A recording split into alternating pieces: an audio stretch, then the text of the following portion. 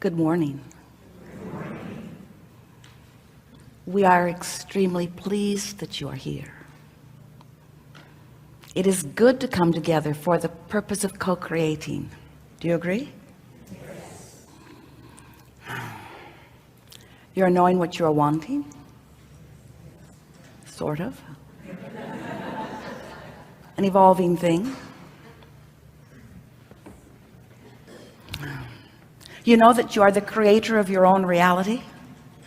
You know how that is so? You know that you are a vibrational being in a vibrational universe, and that you are constantly emitting a signal whether you know it or not, and law of attraction is responding to it. So it's good for you to be aware of the signal that you're offering, which means you must be aware of your guidance system, which means you must be aware that there is another part of you that is reflecting a vibration also, which means that the vibration of you and the thought that you are offering is having a relationship with the vibration of the larger part of you and the thoughts that the larger part of you is having about the same thing in the same moment. That when you think a thought, the larger part of you has an opinion, an awareness, a perspective about the exact same thing, and your emotions tell you if there is any vibrational variance between the two. So when you hate someone and you feel that awful feeling of hate, that emotion is telling you that the source within you does not have the same opinion. And you say, that's just weird. Source within me must not have walked in my shoes, must not have read that letter, must not have heard those words. And we say, yeah, heard all of it, just took it differently, just continue to love anyway. Why would source continue to love when somebody doesn't deserve it? Because from the perspective of source, they always deserve love. And if you choose to not love someone, then you pinch yourself off. Didn't see that one coming. So when people do bad things, and I merely innocently observe the badness that they do, in my choosing to push against them, I cut myself off from source. And we say the operative words are, you cut yourself off, because source is still there for you. Isn't it nice to know that you have guidance within you that lets you know at all times what your relationship is with that broader perspective? Do you know you have that broader perspective? Do you know it's available to you? You know that even though you're in these bodies, that larger part exists and is aware all the time, interested in this moment, in this powerful moment, where who you are and who you're letting yourself be have the potential of converging, but you hold the power of the convergence. Do you know that? So Abraham, does that mean that source can't love me enough to penetrate my hatred? That's what it means, because you have the free will to choose whatever it is you give your attention to. You get to think the thoughts you choose to think. There's no negative repercussion in the sense that there is no assertion. You didn't exactly learn that from your parents, did you?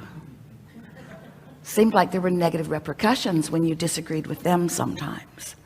If they didn't like what you were doing, sometimes they tried to guide your behavior through their words or through their behavior or through withholding of things to you, a sort of punishment. If you don't do what I say, then this bad thing will be your experience. But there's nothing like that in your relationship with source, because source continues to love. And if you want to know how you know that, find a reason not to and feel the absence of your allowance of source within you. And that also is the operative word, your allowance of source within you. Because no matter what, that non-physical part of you, that source energy part of you, is flowing to you, and you have full access to it. You just have to practice yourself vibrationally into aligning with it. Sometimes it's easy. Sometimes it's so easy to be in alignment with it. When you look around your world or up close at your space and you see something wonderful, it's easy for you to love, isn't it? You just observe a loving or a lovable thing and you love. And it feels so good that you would like to demand everyone to be just like that. If you would just behave, then I could be the loving being I was born to be. That's what you say to most people. Don't you know you're making me crazy? Don't you know you're making me mad? Don't you know you're upsetting me? Don't you know that if you would behave differently, I would feel better? And we say, yep, we all pretty much know that. You've said it often, but it isn't the way it works, is it? You have to decide that you want to feel good, and you have to want to feel good. Why would you want to feel good? Well, because you want to feel good. But if we were standing in your physical shoes, we would want to feel good because it would mean we are in vibrational harmony with broader perspective. And that not only feels good, it has many, many, many benefits.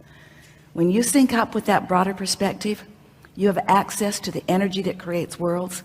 You have access to impulses and ideas and inspiration.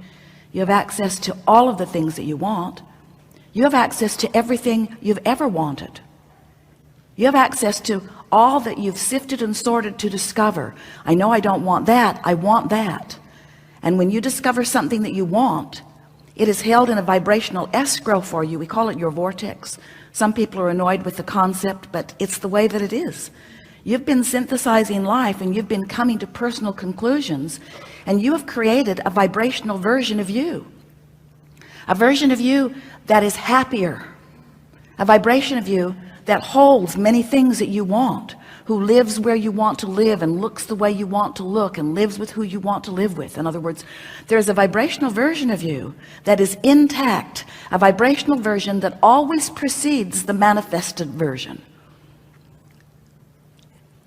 So this gathering is about not only how to hook up with the vibrational version, which you have over many lifetimes, and especially during this one, carved out the specific details of what you want to live. Hooking up with that vibrational version of who you are, not just because you want to have those things and be those things and know those things that you've been looking for, not just because you want the answers to your questions or the solutions to your problems, but because only in that full alignment are you living the way you intended when you came forth into this physical body. You said, I'll go forth and I'll reach for more, and I'll line up with the more that I've discovered, and then I'll reach for more again, and then I'll line up with the more that I've discovered, and then I'll reach for more again. More clarity, more love, more agility, more physical well-being, more mental stimulation, more things that are exciting, more things that are fun, more life experience, more. That's the mantra of this universe. It's why you come again and again and again. It's why you continue to add to, because you know, at least you knew before coming into this physical body, that you are an eternal being, and that there is no ending to that which you are, and that this life experience is perfectly established in order to be the perfect bouncing off place for you individually and collectively, but personally, to identify new intentions, new desires, new becoming, new expansion. So there is a basis of your beingness. We call it a triad of intentions of freedom and growth and joy. You are so free you can choose bondage. You are so free you can choose thoughts that pinch you off from your resources. You are so free that you can choose thoughts that are life-giving. You are free to choose. No one can think for you. No one can offer a thought for you. No one can vibrate for you, and no one can be your point of attraction. It's you. It's just you. You are so free that you can choose to feel however you want to feel in any moment. Freedom is the basis of your experience. Your quest is joy, because when you reach for moments in time where you feel that rapturous joy, that means you've discovered alignment with the whole of who you are. So that's the most important part for you consciously to be aware in this triad of intentions. If you let your quest be for joy, then you'll always, or most always, be in alignment with the broader part of you. And then, of course, The result of all of this is expansion. You don't have to reach for joy in order to have expansion, because life's going to show you contrast and you're going to continue to expand. But you do have to reach for joy in order to live the expansion that you've discovered. So if you feel negative emotion for any reason, no matter how justified you are, when you feel negative emotion, you're simply not allowing the expansion that you have arrived at vibrationally. And that is, in fact, you don't know it and you don't even want to believe it, but we're going to say it to you anyway. That's the reason that there is a diminishment of joy every single time. The reason you don't feel joy is because you're not in alignment with the whole of you, and that's the only reason you're ever upset about anything. Did you hear that? The only reason that you're ever upset about anything is because you haven't let yourself be what you've come to. No, Abraham, I'm pretty sure that I'm just mad at that guy. I'm pretty sure it's the circumstance that is the reason for my negative emotion. We say it's an excuse you're giving. It's the focus you're choosing. But the reason you don't feel good is because you don't feel good. That's worth writing down. So I don't feel good because I don't feel good. I want my money back.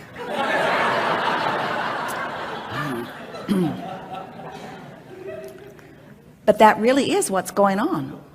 The reason that you feel so angry or so upset or so disenfranchised or so victimized is because you're choosing something right here, right now, that is not allowing you to be in full vibrational alignment with all that you are.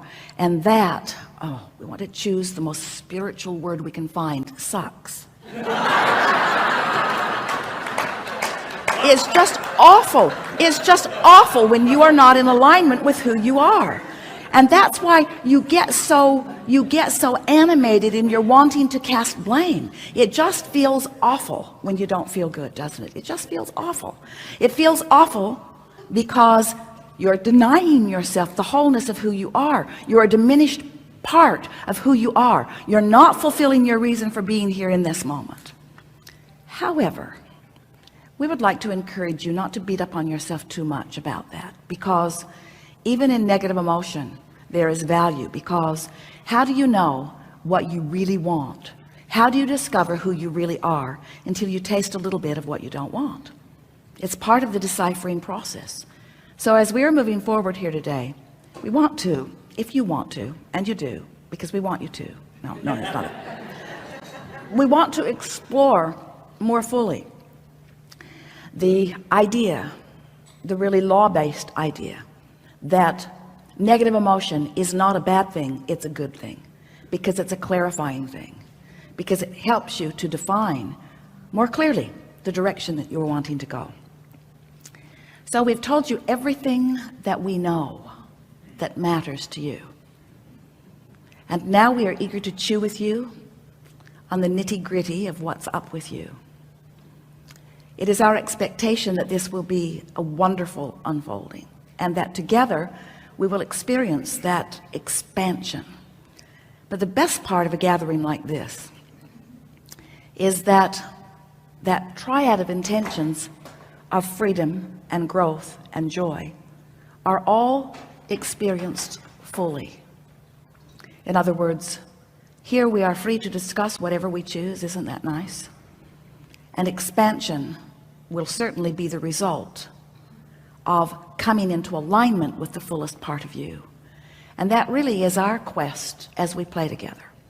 It's our dominant intent to provide conversation, to guide conversation too, to create a vibrational platform or environment that makes it more likely for you than ever before to come into vibrational alignment with who you are.